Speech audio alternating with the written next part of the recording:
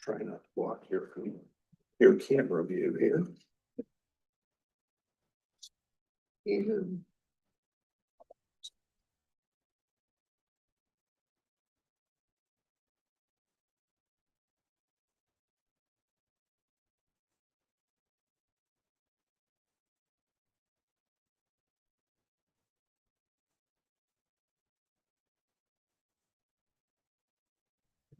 thank you.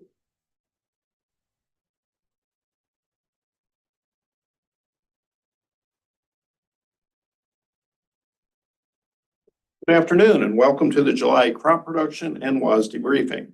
My name is Lance Honig and I serve as chair of the Agricultural Statistics Board at NASS. This briefing is for the Secretary of Agriculture and other policymakers at USDA to better understand the content and context of today's reports. We are very pleased to have USDA's Deputy Secretary Stephen Vaden join us today. And we also welcome Dr. Seth Meyer, USDA's Chief Economist. I know you're well aware that we have a number of visitors with us here today and you've had the opportunity to meet them. So welcome to everyone. We appreciate you being here. Before I turn things over to our presenters, I do have a few notes for our live streaming audience. The crop production and WASDE reports are considered principal federal economic indicator reports. The Office of Management and Budget provides specific guidance on how these important reports are to be released. OMB statistical policy instructs policymaking officials to refrain from making public comments regarding the content of the reports within 30 minutes of their release. Therefore, we will not be taking questions from the public during this briefing. Both NASS and World Board staff are available for phone or email questions, and NASS will host a social media event at 1:30 Eastern Time this afternoon. We strive to have everything presented at this briefing match the official record. However, should there be any discrepancy, always refer to the official published estimates. With that, I will turn things over to Anthony Prilliman, Acting Chief of the NASS Crops Branch. Anthony will be immediately followed by Dr. Mark Jekanowski, Chair of the World Ag Outlook Board. Anthony. All right, thanks, Lance, and good afternoon. I too want to welcome everybody in the room today, as well as those who are joining us online. I will be covering the July crop production report and we'll be presenting the current forecast on several commodities, including the small grain crops, flue-cured tobacco, almonds, apricots, and citrus. Now, before we get into the numbers in the report, let's first look at some of the data sources we use to establish the estimates. Now, for barley, oats, and wheat, we conducted our ag yield survey, which is an operator reported survey. Now, in July, the sample size was just over 4,700, with data collection occurring between June 28th and July 7th. Now, for this survey, we asked producers to report their expected yield as of July 1st, or in many cases for winter wheat, their actual yields if harvest is complete. Now, for winter wheat, we also conducted our objective yield survey. Now, for this survey, instead of surveying farmers, we survey wheat fields. We send trained enumerators into the fields who lay out 2 units and make measurements and counts. They go back to the same field each month throughout the growing season to continue making counts. And as the crop matures, heads are clipped and sent to the NASS Objective Yield Lab for analysis. Now, this month, we surveyed 1,155 wheat fields between June 24th and June 30th. Now, looking at citrus, July represents our final forecast of the season. Now, in terms of Florida citrus, we did not conduct any surveys this month since harvest is complete, but did use utilization data from the Florida Citrus Administration Committee. Now, this map shows how the 4,705 ag yield samples I mentioned on the prior slide are distributed across the U.S. As you can see, the larger sample sizes represented by the darker shade of orange are in the major small grain producing states, as you would expect. Now, before we look at the individual crops, we did want to show the U.S. Drought Monitor map as of July 1st. Now, obviously, this map has looked different as we have moved through the growing season, but this is what it looked like at the beginning of the month. Now, in terms of winter wheat, the dry conditions indicated on the map would be considered beneficial in terms of harvesting conditions, but for the other crops grown in those areas, it may be negatively impacted. Now, looking at the southern Great Plains, specifically the northern half of Texas and the state of Oklahoma, you see a different picture with no dry conditions or drought indicated. And harvest in these two states has been delayed by wet weather recently and is currently running behind their 5-year average pace. Now, before we discuss the winter wheat forecast in today's report, let's look at the current condition and development of this year's crop. Now, the information presented in this slide comes from our weekly crop progress and condition survey.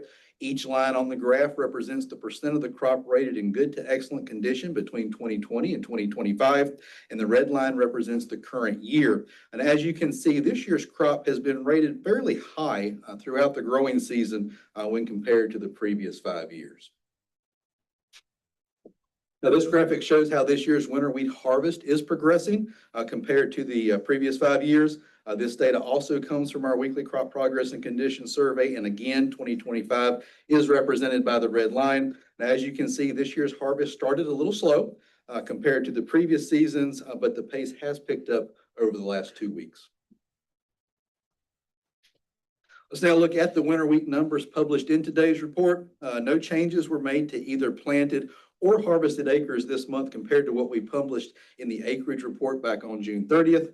However, as a reminder, since our last production forecast on June 12th, planted acreage was raised 10,000 acres while harvested area was lowered 888,000 acres. So as you think about the production change from June, keep in mind it's being impacted by both the change in yield compared to last month and the reduction in harvested area. Now, the yield forecast at 54.2 bushels per acre is up 0.9% or a half bushel from last month's forecast and up 4.8% or 2.5 bushels from the previous year. Now, if realized, this would represent the second highest yield on record for the U.S. Now, production is forecast at 1.35 billion bushels. That is down 2.6% from the June forecast due to the reduction in harvested acreage. It's also down 0.3% from 2024. In that bottom table, we show the top 5 winter wheat producing states and how acreage yield and production compare to the previous season. Now, looking at the average U.S. yield over the past 30 years with the trend line yield plotted, you can see how this year's forecasted yield of 54.2 bushels compares to the previous years and trend. Now, this map compares the state average yields to the previous month's forecast. Let me give an overview of how to read this map since we will use this same layout throughout the presentation. Now, the top number in each state represents the value as indicated in the title. For this map, that is the state's current winter wheat yield forecast. The bottom number represents the percent change from either the previous estimate or the previous year. Again, this map is comparing back to our June forecast. States colored in blue are showing an increase from the previous estimate or year, whereas the states colored in red are showing a decrease. And then the darker the shade, the greater the percent change. If you see a pound sign beside the top number, that represents a record high for that state, whereas an ampersand represents a record low. And then just looking across the country on this map, it's a mixed bag of states increasing, decreasing, or showing no change from last month. But I do want to point out that we are forecasting record high winter wheat yields in Illinois, Michigan, and Missouri. Now, this slide is laid out the same as the previous one, but now we are comparing the monthly forecasted yields to last year. Looking at the Great Plains and Rocky Mountains, you can see some fairly large declines compared to last year in Nebraska, South Dakota, and Montana, but yields in Kansas and Colorado are up from the previous season. Now, looking at production over the last 10 seasons, you can see how this year's forecasted production of 1.35 billion bushels compares to the previous years. Now, the next 2 slides provide some information from our winter wheat objective yield survey. This first slide shows the percent of samples that have been processed in the lab so far this season, which means they were mature enough to be harvested and sent to our lab for analysis. Now, as the chart indicates, 58% of the samples have been processed by the lab so far. This is behind the 70% processed last June, but is comparable to the other 4 years on the chart. This next chart is showing some additional data from our objective yield survey. The vertical blue bar represents the number of heads per square foot as measured by the survey. The red dot represents the yield forecast for the 10-state region that we conduct the objective yield survey in. Now, as you can see in the graphic, the June 2025 heads per square foot at 46.9 is the highest on the chart and actually is the highest since 2016. So we got a lot of heads out there this year. Now, breaking down winter wheat production by class, hard red at 755 million bushels is down 3.6% from the June forecast and down 2.1% from last season. Soft red at 337 million bushels is down 2.5% from last month and down 1.6% from last year. And then white winter at 254 million bushels is up slightly from last month and up 7.6% from 2024. Let's now look at how today's NASS production forecast compares to pre-report industry expectations. Now, each blue dot on this chart represents an individual industry member's published expectation of winter wheat production, where the red square represents the NASS production forecast of 1.35 billion bushels. Now, as you can see, the NASS forecast falls within the range of expectations, but is lower than some had anticipated. All right, next we'll look at other spring wheat, starting with the current conditions of the crop. Again, like winter wheat, we are looking at the percent of the acreage rated in good to excellent condition, again with the red line representing 2025. As you can see, the current conditions fall in the middle compared to the previous 5 years, but you also notice we have seen a decline over the last several weeks. However, as you may recall, when we looked at that drought monitor map, we are experiencing some dry conditions in the other spring wheat growing area, which is impacting the crop.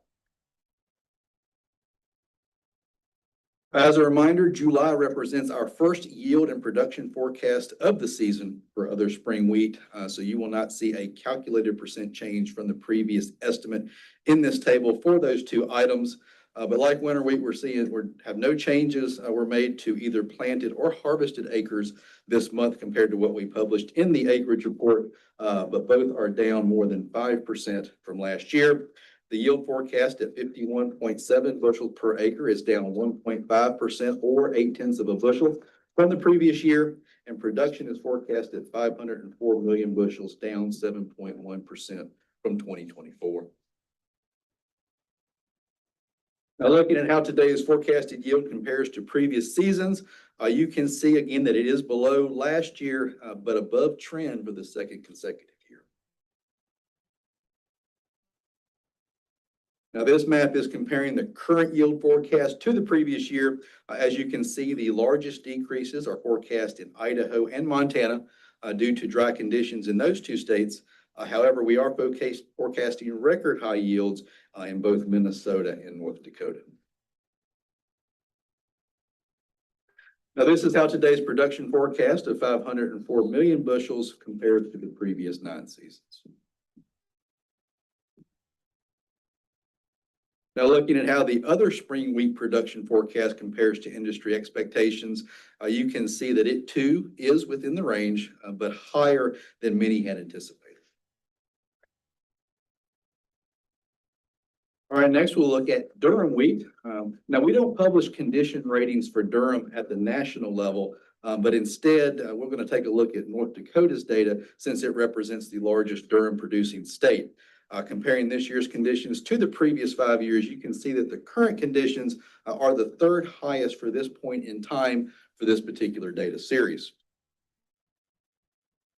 All right, looking at the durum wheat numbers in today's report, just as a reminder, like we discussed with other spring wheat, this is our first yield and production forecast for the season. No changes were made to either planted or harvested acres compared to what we published in the acreage report, but both are up from last year.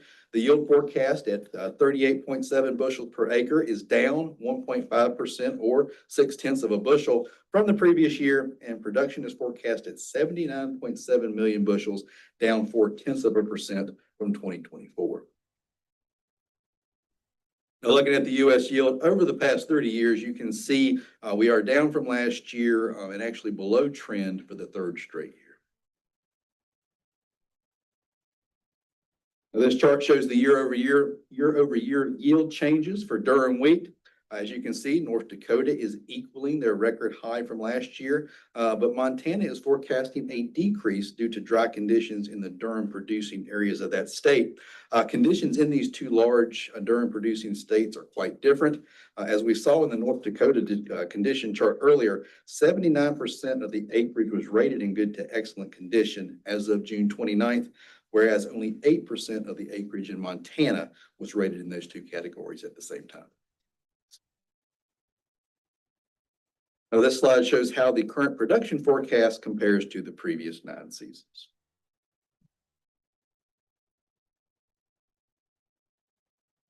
So today's durum production forecast should not be much of a surprise since it falls within the range of industry expectations. All right, let's now take a look at a few other crops included in today's report. Now, for all 3 crops, July represents the first yield and production forecast of the season. And as you can see, barley planted and harvested area is up from last year, but unchanged from the June acreage report. Yield at 77.1 bushels per acre is up 0.5% or 0.4 of a bushel from the previous season. Production is forecast at nearly 148 million bushels. That's up 2.7% from last year. Now, looking at oats, planted and harvested area is also unchanged from the June acreage report. Yield is forecast at 75.5 bushels per acre, down 1.3% or 1 bushel from last year. Even though the expected yield is down from last year, it does represent the second highest yield on record since the 2024 yield was a record high for the U.S. And then production is expected to total 62.2 million bushels, down 8.2% from last year. And then lastly, looking at flue-cured tobacco, harvested area at 126,000 is unchanged from the June acreage report and equal to acreage harvested in 2024. The forecasted yield of 2,264 pounds per acre is up 24.1% from 2024, while production at 286 million pounds is also up 24.1%. However, this would represent the 3rd lowest production on record for the U.S. It realized, again, continue to see a decline in tobacco acreage across the country. And then just quickly, as a reminder, North Carolina is the biggest flue-cured producing state, making up 90% of total U.S. production. Next, we'll take a look at some of the crops specifically produced out west, starting with California almonds. This represents our 2nd forecast of the season. Production is forecast at 3 billion pounds. That's up 7.1% from our previous forecast in May and up 9.9% from the previous year. And this would represent the 2nd largest production total on record if realized. Producers report that mild temperatures and timely rain during spring, coupled with lower than normal pest and disease pressure, has been beneficial to the crop. Next, looking at apricot production, it's forecast at nearly 31,000 tons. That's down 10.5% from last year. And then as a reminder, California and Washington are the only 2 estimating states for this crop, with California making up 91% of U.S. production. Now, as I mentioned earlier, today's report also includes our final forecast of the season for the citrus crops. This month, all the estimating states are reporting instead of just Florida. Now, these other states are surveyed on a quarterly basis, so this will be the first update we have from them since April. All orange production is forecast at 2.54 million tons. That's up 2.7% from the previous estimate, but down 5% from last season. Non-Valencia orange production is up 2.2% from last month and up 0.3% from last season. Now, most of the change from the previous forecast is due to a 1 million box increase in California compared to the previous forecast. Valencia varieties are up 4% from the June forecast, but down 17.2% from last year. Florida is the driver in terms of the year-over-year decline. They are down 375 million boxes compared to what was produced in 2024. Grapefruit production is forecast at 307,000 tons. That's down 3.8% from the June forecast and down 6.4% from last season. Florida grapefruit production is down 490,000 boxes from last year and is the 4th lowest total on record. Lemon production at 1.15 million tons is up 0.9% from last month and up 13.5% from last season. Most of the year-over-year increase is in California, which is up 2.5 boxes from what they produced last year. And then lastly, U.S. tangerine production at 1.14 million tons is up 7.6% from last month and up 2.7% from last season. The change from the previous forecast is due to a 2 million box increase in California from their previous estimate. Now, this slide just highlights a few of the upcoming reports through the rest of July and into August. July 25th, we'll be releasing our cattle report, cattle on feed, as well as our farm production expenditures. July 31st, we'll be releasing agricultural prices. On August 1st, we'll be releasing our CARES reports as well as land values. And then August 12th, we'll be back here for cotton ginnings and crop production, which will include the first yield and production forecast for the country's row crops. Then, as mentioned earlier, Lance will be on X at 1:30 today for Stat Chat, fielding any questions about the numbers in today's report. So this concludes the 2025 July crop production report briefing. Now, as a reminder, today's report and all NASS reports and data can be found on our website at www.nass.usda.gov. And with that, I will turn it over to Mark, who will cover the WASDE. All right, thank you, Anthony. Good afternoon. So I'm going to walk you through the WASDE for this month. It's a busy month for us. A lot going on. Real quick overview here. Of course, we're going to incorporate all of the information that we received at the end of June. June acreage report, grain stocks report data as well. We're going to and we're also going to have a little bit of a special focus on some of the Black Sea wheat regions. EU rapeseed and China cotton production. So let's go ahead and get started. Also, Seth, just pointing out here, I'm switching things around a little bit, starting with the U.S. Putting America first is all right. A lot going on in the U.S. balance sheet, so that's where we're going to start this month. So what you're looking at here on the back year, 2024, 2025. U.S. wheat, that crop year is finished. So essentially what you see here is the final balance sheet for the old crop, for the old wheat crop year, trued up with the grain stocks report that we got in at the end of June, May census trade data, and price data as well. So finalized across the board. And then the new crop year, of course, crop still underway, incorporating the information we got this morning from NASS. Modest increase in total supply. Exports, we raised our export forecast 25 million bushels, seeing some strong sales and shipments, especially for HRW. So some good export strength there. Overall, year over year, right now we're looking at a little bit of a tightening. Well, year over year, a little bit higher ending stocks, reduced a bit this month, as you can see. And season average market price finalized for last year at $5.52, down a little bit for our current forecast for the new crop year. Global wheat production. So, as you can see, essentially no change in global wheat production this month in total, but various offsets along the way that I'll talk about. Canada production reduced 1 million tons. That is reflecting their acreage report that came out at the end of June. EU production up. We raised it 700,000 tons. That is primarily Romania, higher production in Romania. And then some changes in the Black Sea region, Russia, Ukraine, Kazakhstan that we'll talk about. As you know, a really important region for global wheat production and global trade. So kind of real quick, this is just a map of the main production wheat production areas in Ukraine and Russia. As you can see, grown widely across the region. And essentially what we were looking at here, kind of going all the way back to when that crop was planted last fall. It was the crop went in under extremely dry conditions.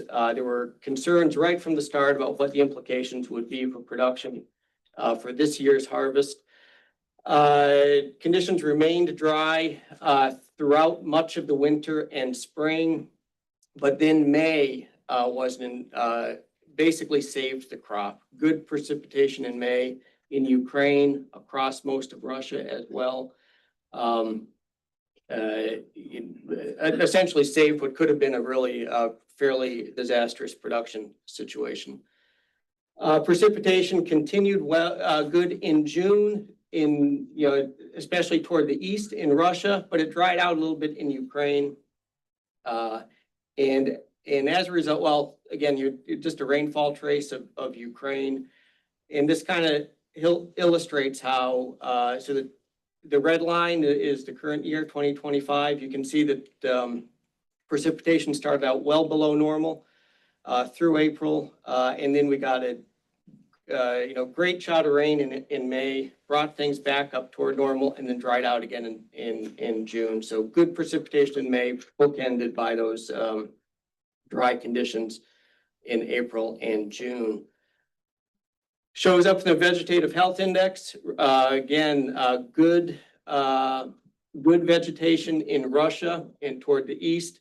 Ukraine, not bad, but some areas that are struggling a bit. Certainly not looking quite as healthy as in Russia. So, and then Kazakhstan, spring wheat in general. So Russia and Kazakhstan, these are the main areas of that region where wheat is produced. This again, all spring wheat. The situation there, in contrast to Ukraine and in points west, very good precipitation in this area of the world. Supporting good vegetation, had possibly some struggles getting the crop in, given the wet conditions in the spring, particularly in Russia and to some degree in Kazakhstan.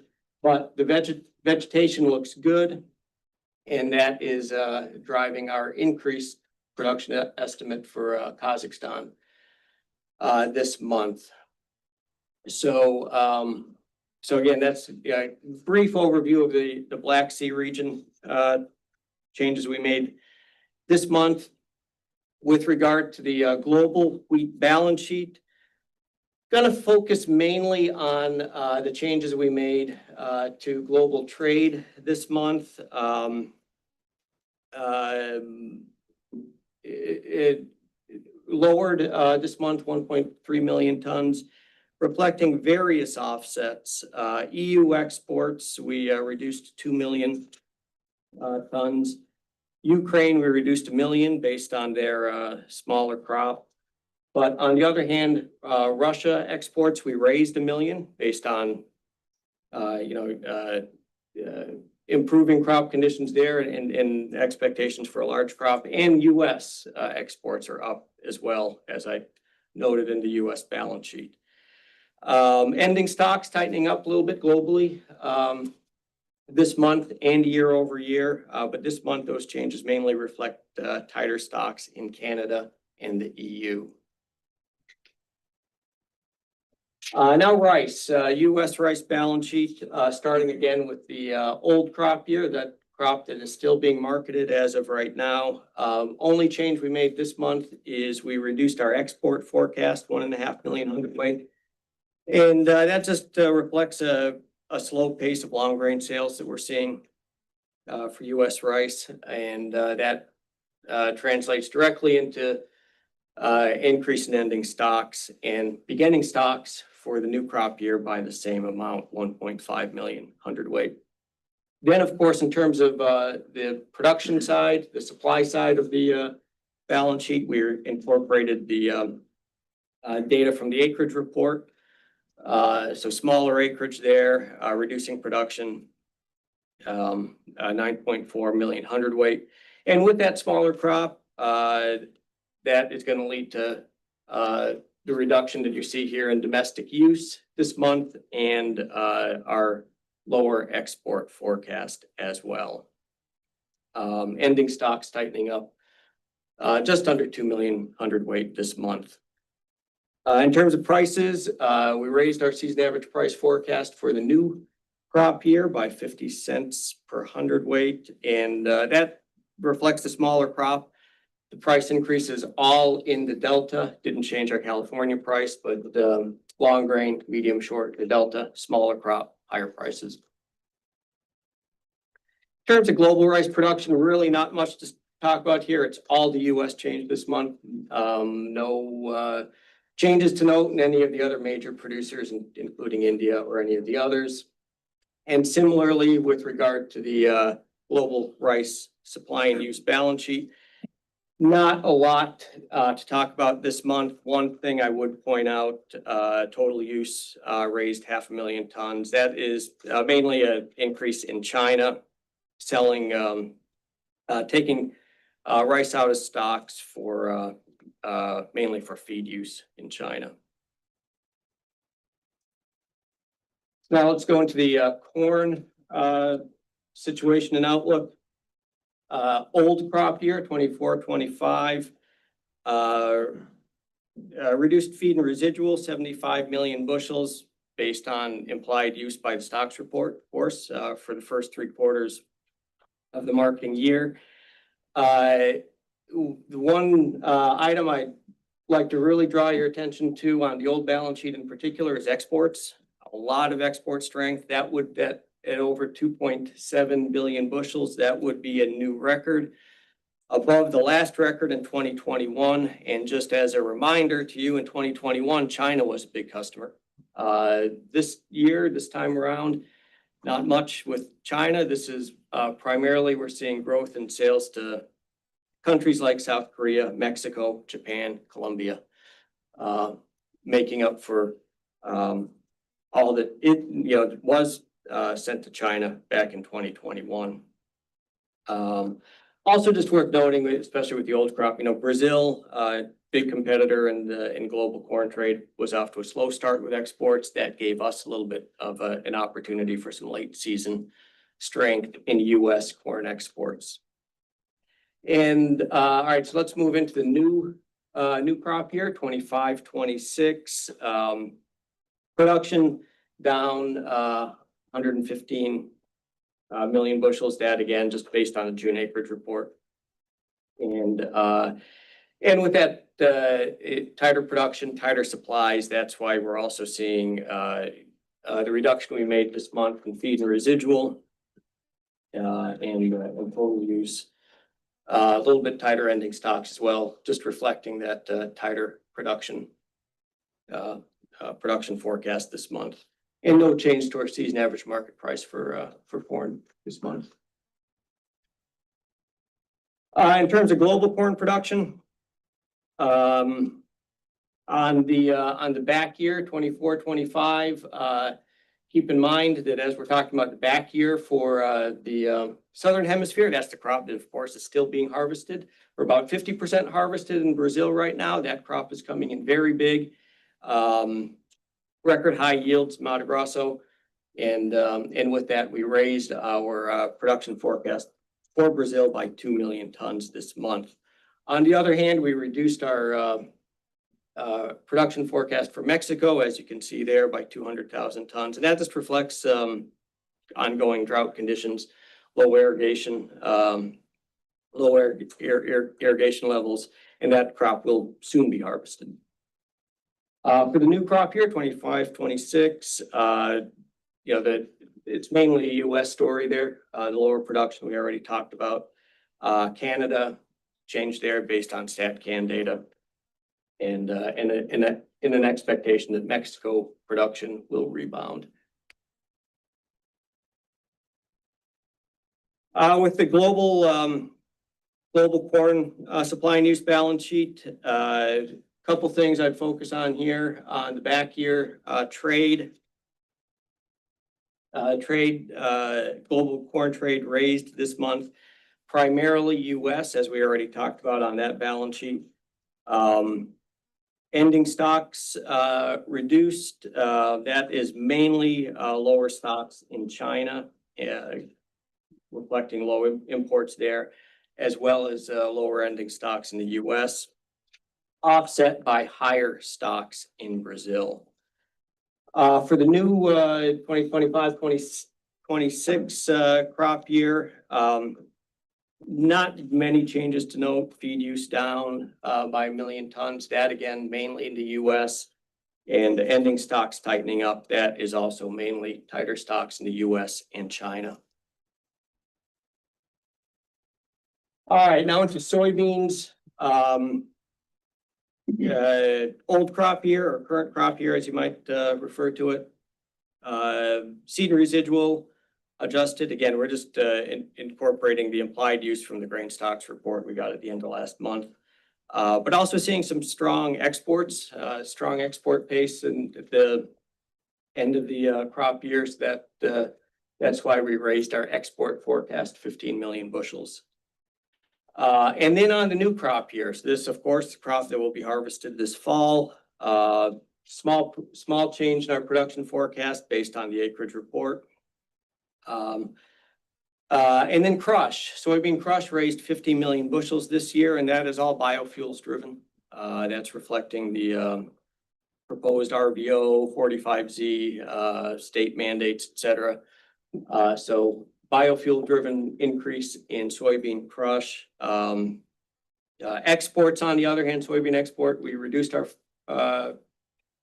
forecast 70 million bushels this month, reflecting higher domestic use. So that's going to tighten up exportable supplies to some degree. Also, higher supplies in Brazil, right about at the same time,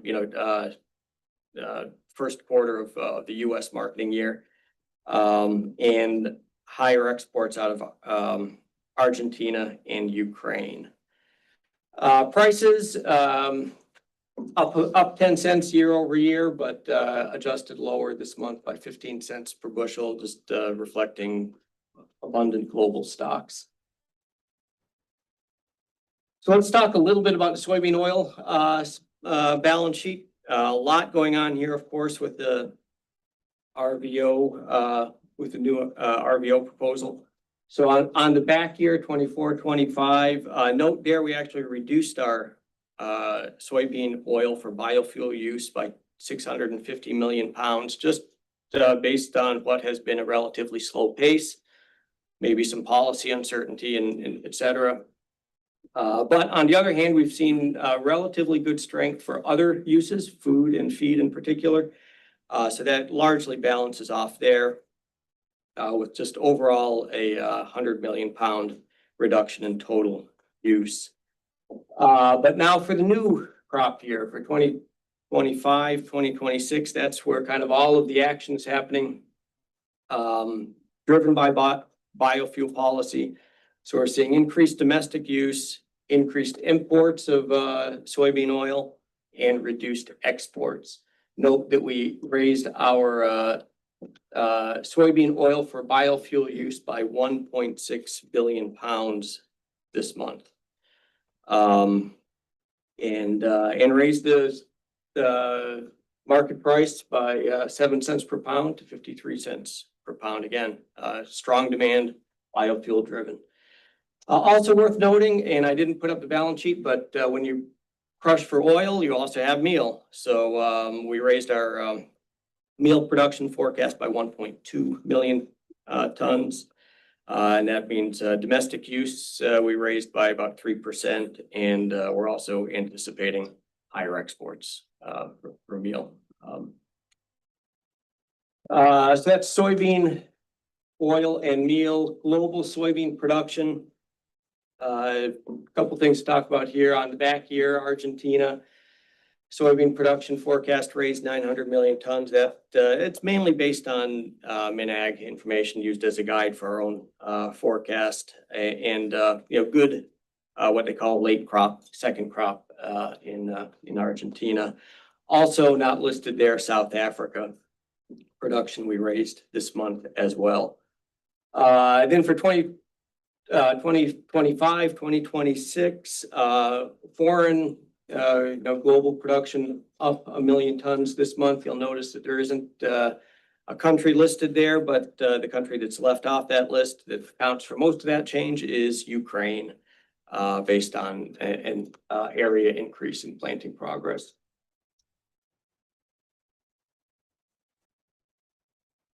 So in terms of the global supply and demand for soybeans,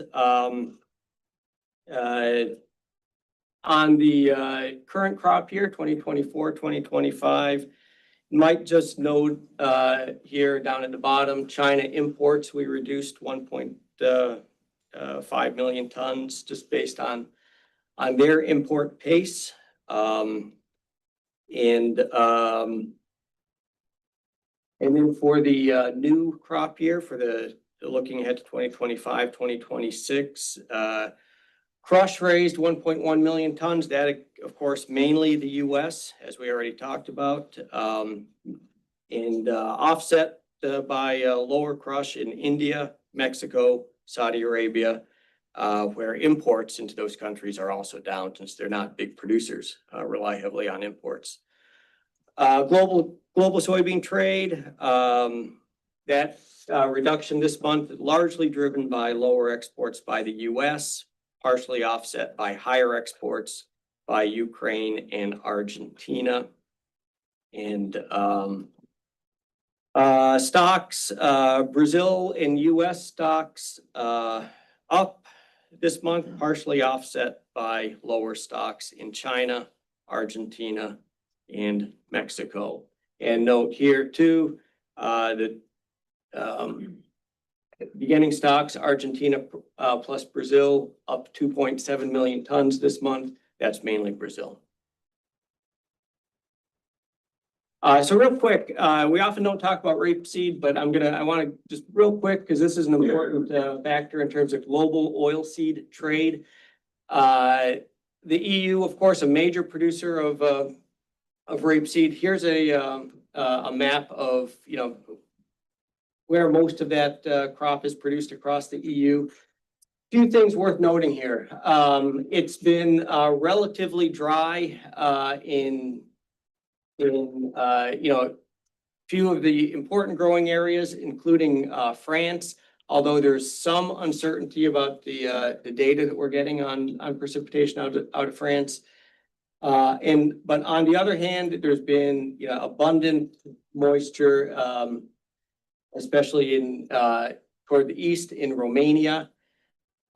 This low precipitation in France has raised, some people have raised concerns about the implications for rapeseed and other crop production this year. And you can see it as well on the rainfall trace. Rainfall has been well below average, below what you might consider normal, well below last year. But important to point out that last year's crop was actually hindered by the excessive rainfall. So the lower rainfall, especially in France this year, we think is probably not a bad thing, maybe even a good thing. And we're anticipating some increase in France's rapeseed production. Romania, I mentioned that too. They've been getting a really good rainfall, really good conditions for growing a crop there. And overall, across the EU, based on all of our individual country analyses, we increased our EU rapeseed production this month by 2.6 million metric tons.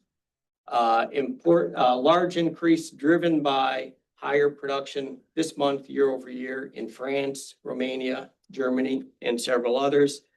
Why is this important? It's important for a few reasons, especially because the EU is a major or an important importer of soybeans and soybean meal.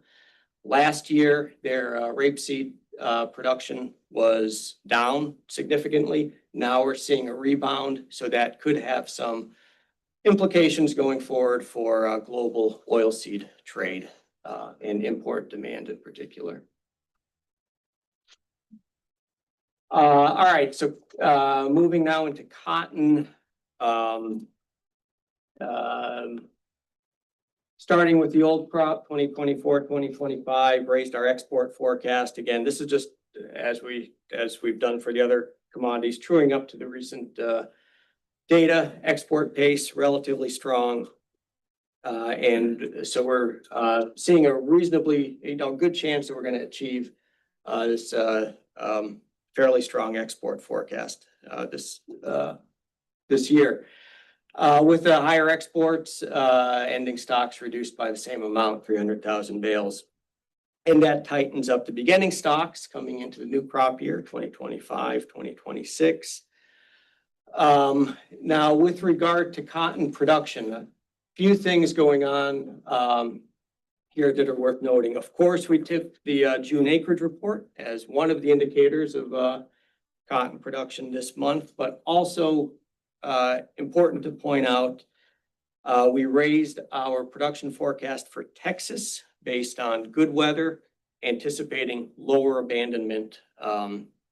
Raised our harvested area, I should say, for Texas based on lower abandonment and the relatively good weather conditions that they've been experiencing there. Partially offset by an anticipation or anticipated maybe some harvest losses in the Delta and the Southeast. So our yield forecast reduced 11 pounds per acre this month. That mainly reflects that increased dry land production in Texas pulls down the national average overall yield. Production though still up 600,000 bales this month, up 190,000 bales year over year. And with that higher supply, partially offset by the lower beginning stocks, ending stocks increased by 300,000 bales, raising the stocks to use ratio to 32.4%. Didn't make any change to our market price forecasts this month. Global cotton production, mainly a U.S. story. We've already talked about the change in the U.S. area, driven by area and good conditions in Texas. But also a noteworthy change we made for our China cotton production forecast this month. I got a couple slides, I'll talk about that. And Pakistan production forecast lowered just on planted areas lagging, fairly poor returns there. But China is important to point out, as you recall, last year they had a remarkably large crop based on very good weather conditions, and mainly in, of course, the Xinjiang region of the country, where most of the cotton is produced, up about 90% or so of China's cotton produced in that dark green region. And this is an analysis that we do to kind of estimate cotton production or cotton conditions in that region. And as you can see, 2025 is the dark red line. Conditions are very, very favorable at this early part of the production year. Generally on par with last year, where again, the size of the crop surprised us because of these good conditions. And so we raised the crop this month 1 million tons, just reflecting the fact that we're kind of on the same path roughly as we started out last year with regard to the conditions in that region in terms of precipitation, in terms of temperature. So the conditions, it's still early, but the conditions are kind of setting up for what could be another very big cotton crop in China. All right, global cotton balance sheet, pretty small changes overall. Back year, I note cotton trade raised 400,000 bales. That's mainly higher exports by the U.S. and Turkey. And then for the new crop year, again, relatively small changes. I would just point out higher global production and an increase in global stocks overall, both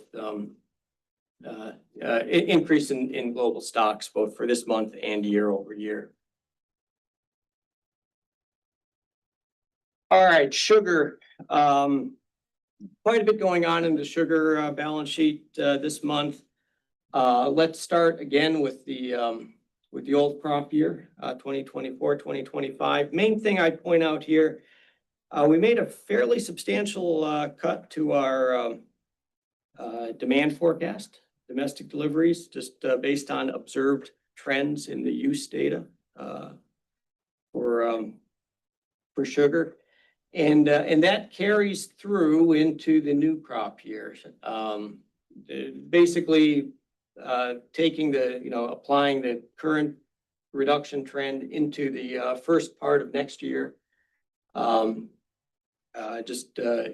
reducing US use by 165,000 tons this month and 85,000 tons year over year. As you know, July is also a month where we target the 13.5% stocks to use ratio based to determine Mexico's access based on US needs. One important factor that is going to play into that this year, this month in particular, is our increase in our high tier sugar forecast. Now, keep in mind that that there hasn't been a specialty sugar TRQ announced yet, but what we're hearing from the industry is that even if, given current market conditions, the industry is likely to import about 200,000 metric tons of sugar just to meet existing demand. This is largely organic sugar, of course, going into organic products. So it's a very inelastic demand that sugar is needed for those products. So that sugar, even without the TRQ, we anticipate it to come in at the high tier. And with that, and then with other changes, small US production changes, mainly based on the acreage report. But based on those small production changes and then that increase in high tier this month, targeting the 13.5% stocks to use ratio leads to a reduction this month in Mexico's exports to the US of 230,000 short tons. And then with regard to Mexico, with regard to their balance sheet, not much here to talk about domestic use. Just like in the US, we're seeing domestic use softening a bit in Mexico as well. Seeing that in the current current crop year, and then for the new crop year 2025, 2026, exports to Mexico up, of course. Not up to the US. That's going to all be up. Exports, Mexico exports to third countries, non-US destinations. All right, now into livestock and dairy. Quite a bit going on here this month for all of the livestock species. Let's start with beef. For 2025, we lowered our beef production forecast, 170 million pounds, mainly reflecting recent slow slaughter pace, especially steers and heifers. But then for 2026, and we're shifting to a calendar year here, of course, 2025 and 2026. Calendar year 2026, we raised our beef production forecast by 540 million pounds, mainly reflecting expectations of higher placements in the second half of this year. We've had a good calf crop last year, so we expect that to show up in 2026 beef production. And of course, worth pointing out, reminding you that at this point, all of these forecasts assume that the Mexico border remains closed, so no supplies from Mexico. Pork production, mainly, changes this month mainly reflect, information from the hogs and pigs report, the larger pig crop there. That's leading to some small change in the 2025 production, forecast and, somewhat larger moving into 2026, reflecting those, larger hog supplies, larger pig crop. And then for, poultry, broilers and turkey, our only changes we made this year were to the current calendar year, reflecting just bring those forecasts up to recent production and hatchery data. So broiler production up 110 million pounds, turkey production down just a bit, kind of continuing a recent trend of a little bit tightening up turkey production over the past several months. Our price forecast didn't change a whole lot this month. Steer price we actually brought down a little bit, just based on reported prices in the second quarter. And we didn't make any change to our 2026 steer price forecast. Hogs, on the other hand, we've seen some recent strength in hog prices, and that's reflected in the 2025 upward adjustment in our hog price forecast. And we expect that strength to carry through into next year, also reflecting to some extent tight beef supplies, supporting pork prices. For poultry, our broiler price, small change to our broiler price forecast. And turkeys, we raised the turkey price forecast up 2.6 cents per pound, reflecting what we've been seeing. I think the industry has had some success in tightening up those supplies. And we're seeing that manifested in slightly higher prices, which they really need. Global or US meat trade. A couple things I'd point out here. See a pretty big reduction in our broiler meat export forecast this month. Similar story to last month, just we're seeing a lot of international price competition. And it's just showing up in our data as relative weakness in broiler exports. But still, I mean, obviously still massive amount of broiler meat being exported, just not quite the level that we had initially forecast. And then for 2026, small changes there too.